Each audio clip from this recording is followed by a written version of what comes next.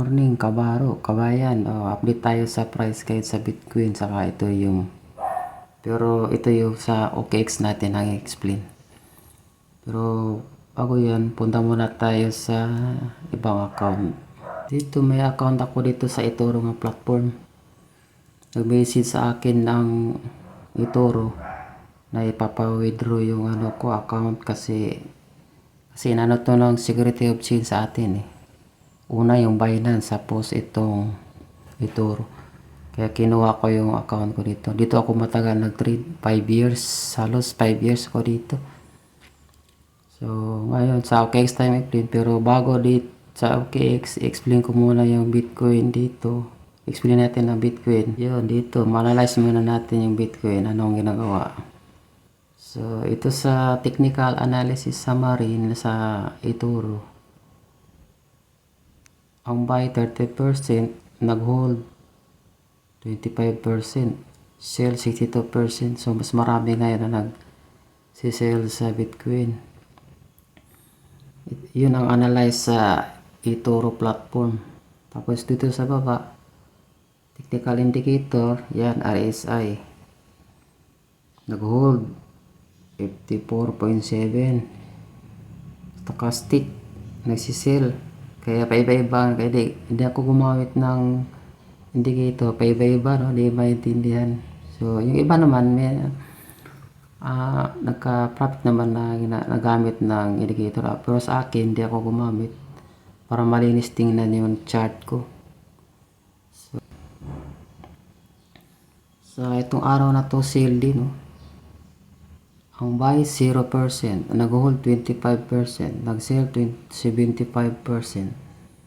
Tapos sa indicator, technical indicator, ang nag-hold RSI 14 pa rin. Stochastic, sell, MACD, sell, CCI, di ko alam to na yung CCI. Nag-hold, marami nagsisell. So yan ang analyze ngayon sa Itoro na platform. So, punta tayo doon so dito tayo sa OKX natin, platform. Ito yung balance natin. Positive pa rin tayo, no, with sa 6 months. So, tingnan natin yung na-trade natin. Ethereum at saka Bitcoin lang to dito eh. May tatlong posisyon tayo.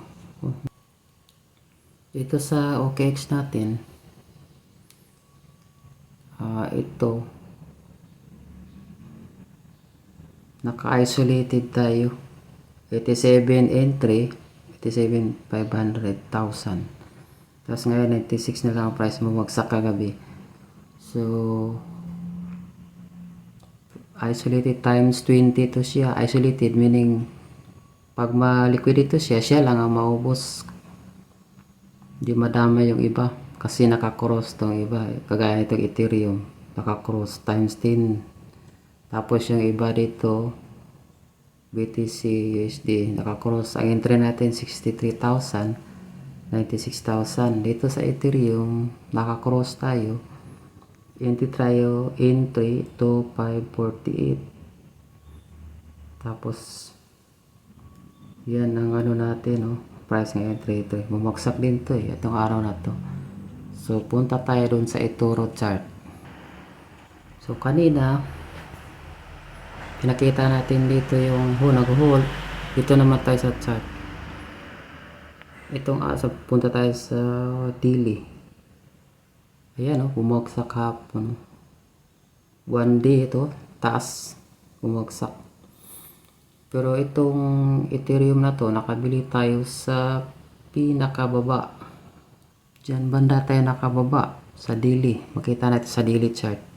Pinakababa. So umakyat na siya on top, tapos bumalik. Umakyat, tapos bumalik. Yun. Hindi natin alam kung anong susunod nito. Long term tayo, so nagbabase tayo sa price action. So yung mga history dati, bago ang bull market, so doon tayo nagsunod, no. Kabili tayo sa mababa. Punta tayo sa Bitcoin. So dito sa Bitcoin, Ito yung kanina ano ko, mga nag-buy and hold. Dito sa chart, yung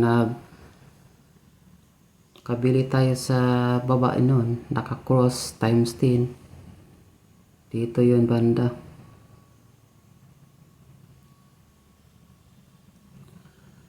$63 dyan sa pinakababa. Bago bumulusok, nakabili tayo. Naka-cross lang times 10. Tapos dito, nakabili din tayo dito yung naka-isolated tayo. May isang trade tayo isolated dito sa 87. Yan, dyan tayo nakabili sa 87. Yung dito banda, dito banda yan na nabili dito, 87. Tapos umakyat, bumaba, tapos umakyat. Yan, kagabi na naman, ganun, bagsak. So, di tayo nagpanik kasi long term tayo. Pag tingnan natin ang graph sa weekly, positive pa rin tayo eh. Although, nasa tuktok siya, nasa nauntok sa bumalik.